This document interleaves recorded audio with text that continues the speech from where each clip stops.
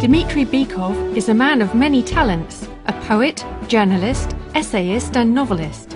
He visited London this week to give a spoken word performance to London's Russian community, and we invited him into our studio.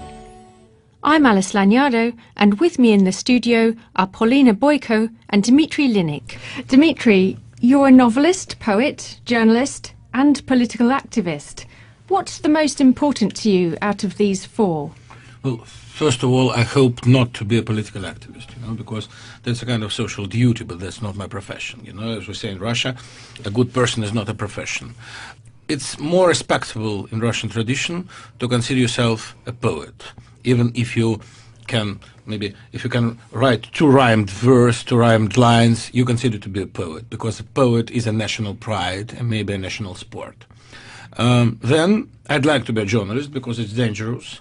And sometimes, for example, when you get acquainted with a new girl and you say that you're a journalist, so that's a kind of, you're a knight. So you are just the defender of freedom, for example. You're an interesting person who is aware of everything, practically. So journalist is also very honorable. Prosaist is a loser, surely. It's a lousy person. Writer is a very shameful thing. And for example, when I was serving in the Soviet army, I was called writer because I was writing something all the time. Nobody likes writers, So I prefer to call myself poet. Well, actually, that's something I wanted to pick up on. You've said that writers and certainly poets are a dirty race and that you prefer to call yourself a journalist. In Britain, it's much more respectable to be a writer than a journalist. Why do you see things differently? Well, you see, that was Mandelstam's expression for the so-called fourth prose.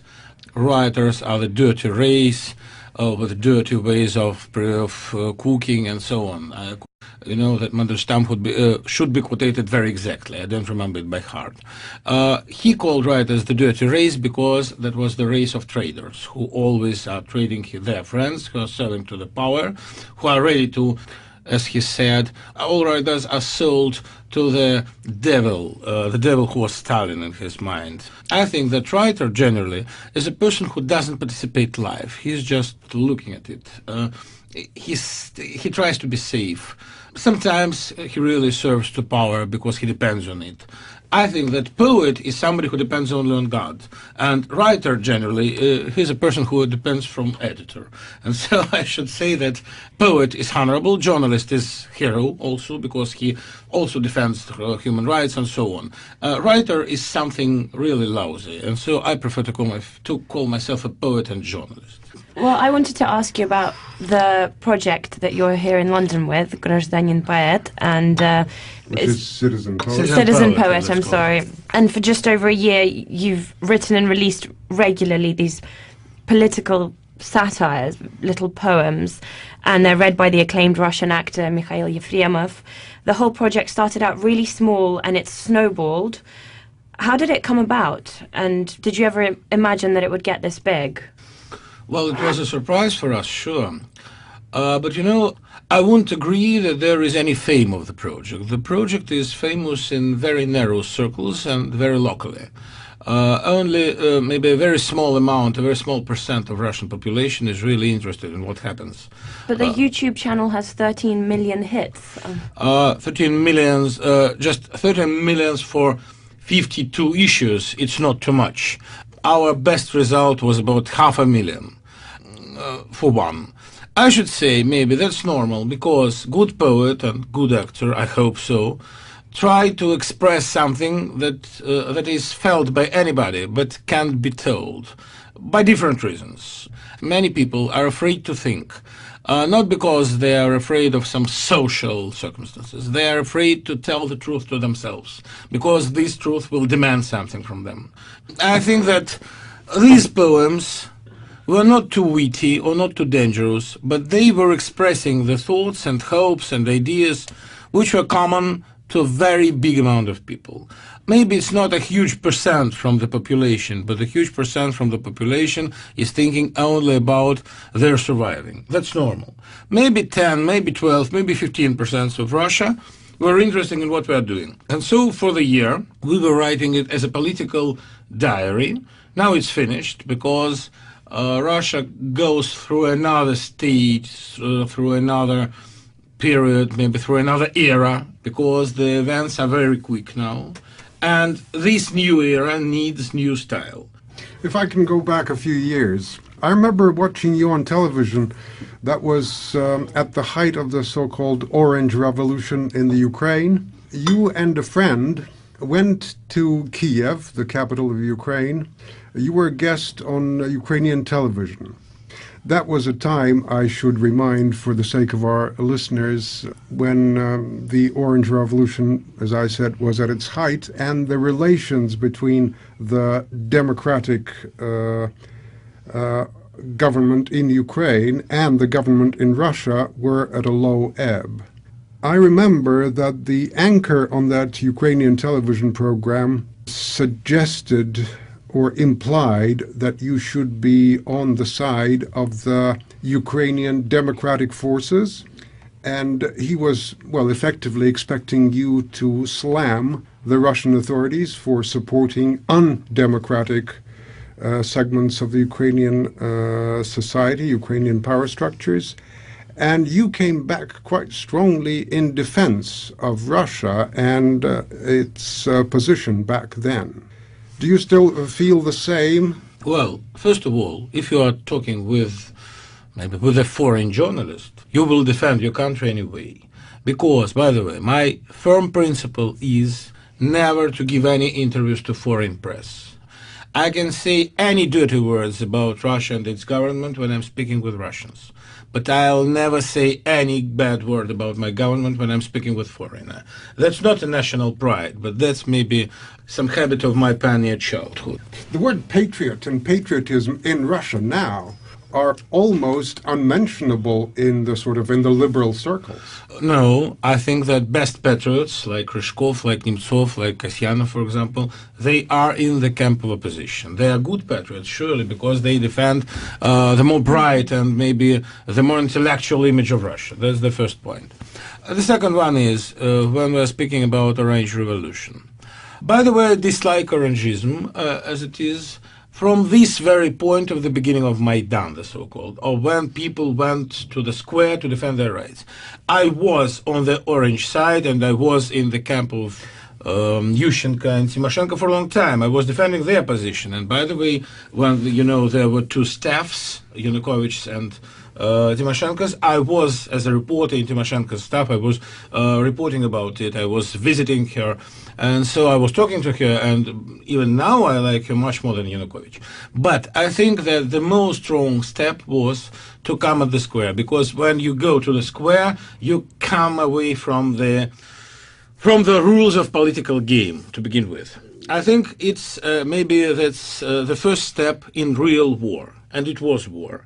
I think Kuchma was the previous president of the Ukraine. The previous president, yes, who was just who was opposite the Oranges. I think it was his heroism. It was his very good and very dignity deed that he didn't do anything against the camp on Maidan. He could destroy it strictly in 2 hours, and nobody could prevent him. He didn't do it, and so now he's a kind of saint in nowadays Ukraine, because Yanukovych is much worse. By the way, Yanukovych imprisoned Tymoshenko, which was only once done by Kuchma, and only for 2 weeks. And now Tymoshenko have got, as I recall, 8 years. Just compare.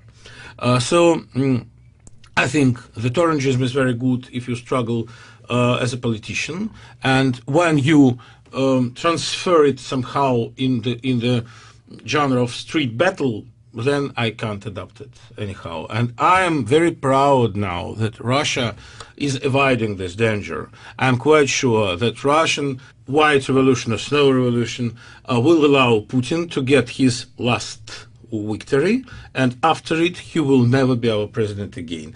The Orange Revolution never materialized in Russia, but the situation is somewhat similar. Only sure. The Orange Revolution is not camping in the Independence Square, as it did in Ukraine, but it's probably camping on the internet? It's much more safe when it lives in internet, not in squares, first of all. Then, the main and principal difference is that Ukrainian struggle was the struggle for power. Our Russian struggle goes only for methods, only for institutions.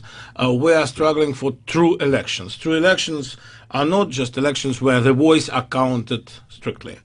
True elections are, for example, the elections where all the participants are allowed to participate, when people who really represent nowadays political Russia can try the race.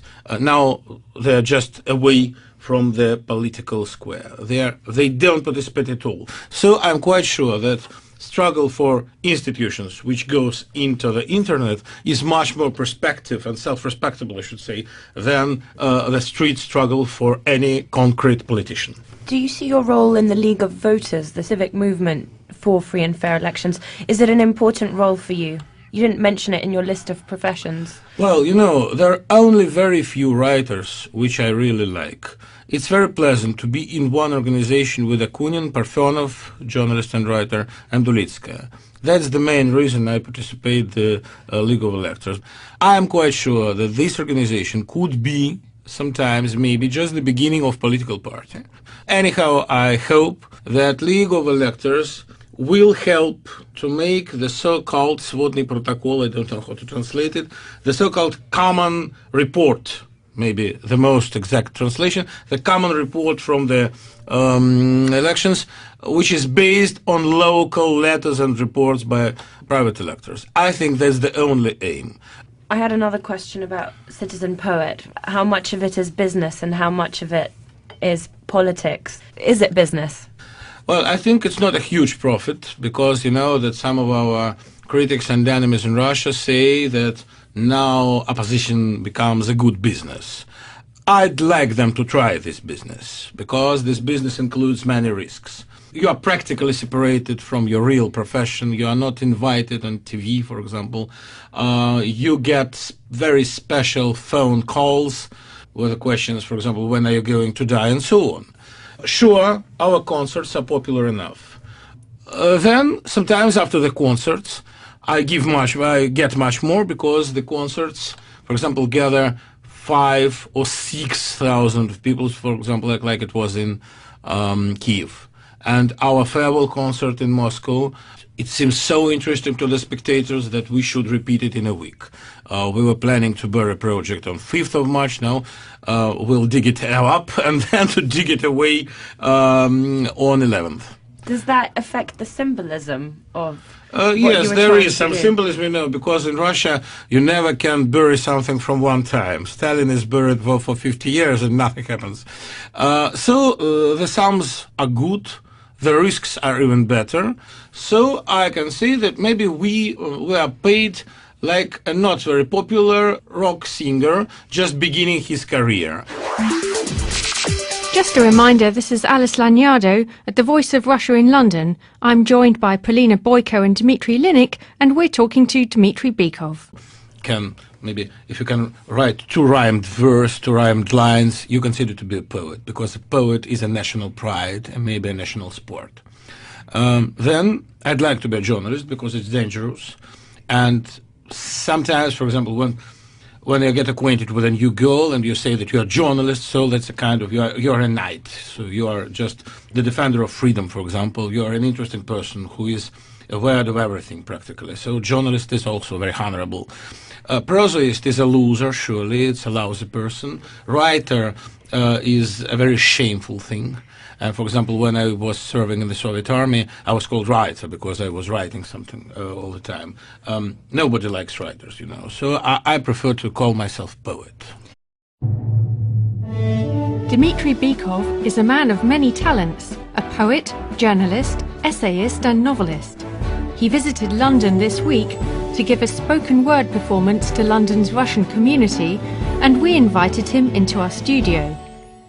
I'm Alice Lagnado, and with me in the studio are Polina, Boiko and Dmitry Linnik. Dmitry, well actually that's something I wanted to pick up on. You've said that writers and certainly poets are a dirty race, and that you prefer to call yourself a journalist. In Britain it's much more respectable to be a writer than a journalist. Why do you see things differently? Well, you see, that was Mandelstam's expression for the so-called fourth prose. Writers are the dirty race, with the dirty... You're a novelist, poet, journalist and political activist. What's the most important to you out of these four? Well, first of all, I hope not to be a political activist, because that's a kind of social duty, but that's not my profession. As we say in Russia, a good person is not a profession. It's more respectable in Russian tradition to consider yourself a poet, even if you